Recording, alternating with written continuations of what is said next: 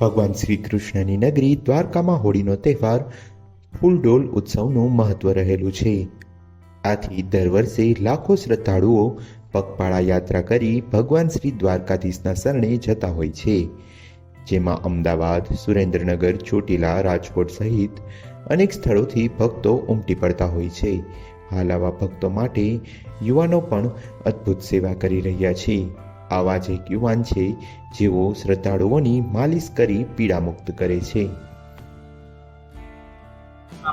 મારું નામ કમલેશ સંઘાણી છે અને હું છેલ્લા 15 વર્ષ થયા આ દ્વારકા કેમ જે હાલીને જતા હોય તો પગે તેલનો માલિશ કરું છું અને યાત્રાળુ જે થાકીને આવ્યા હોય છે એને પણ બહુ સારું રહે છે। એના ઓપીને લઈ શકો છો અને બધાને સારું રહે છે અને એક સેવા કરીએ છીએ। કોઈ પાસેથી કશું કંઈ લેવાનું રહેતું નથી। છેલ્લા 15 વર્ષથી હું કરું છું। 2005માં મારું એક એક્સિડન્ટ થયેલું, એમાં મેં બહુ રૂપિયા નાખેલા, પગની અંદર તકલીફ પડી ગઈ અને એ પગ મને એક વ્યક્તિએ સારો કરી દીધો। એની પ્રેરણા લઈ અને મેં આ ચાલુ કરેલું છે। બરાબર છે। કોઈ પણ એવો દુખાવો હોય શરીરનો, બરાબર, કમરનો દુખાવો કોઈ પણ પ્રકારનો હોય તો દ્વારકાધીશની દયાથી મટી જાય છે। આપણે કોઈ પાસેથી કોઈ કંઈ ચાર્જ લેતા નથી।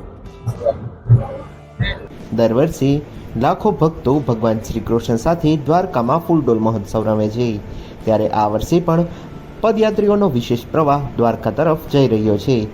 સેવા કેમ્પના લોકો નિસ્વાર્થ ભાવે સેવા આપી રહ્યા છે। જામનગરથી દ્વારકાનો હાઈવે ભગવાન દ્વારકાધીશના નાદથી ગુંજી રહ્યો છે। જામનગરના કમલેશભાઈ સંઘાણી નામના યુવક છેલ્લા 15 વર્ષથી પગપાળા યાત્રિકોની માલિશ કરી સેવા કરે છે। શ્રદ્ધાળુઓને થાક લાગે છે ત્યારે તેઓ પોતાના ઘરે બનેલા તેલ સાથે હાથ વડે માલિશ કરી આપે છે।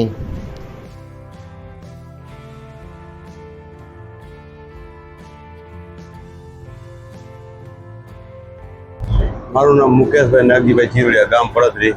હું હાલીને આવું છું।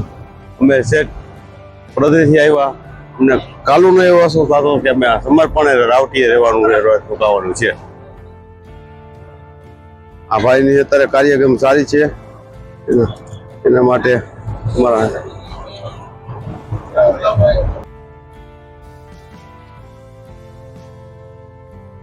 તેલની માલિશ કરવાના અલગ અંદાજથી ચપટીમાં જ થાક ઉતરી જાય છે।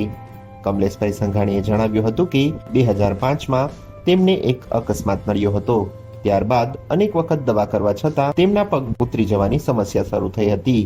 3 થી 4 લાખ રૂપિયાના ઓપરેશન અને દવા પાછળ ખર્ચ છતાં આ સમસ્યા દૂર થઈ ન હતી। બાદમાં એક વૈદ્ય દ્વારા સેવા કરી તેમના પગની સમસ્યા દૂર કરવામાં આવી હતી।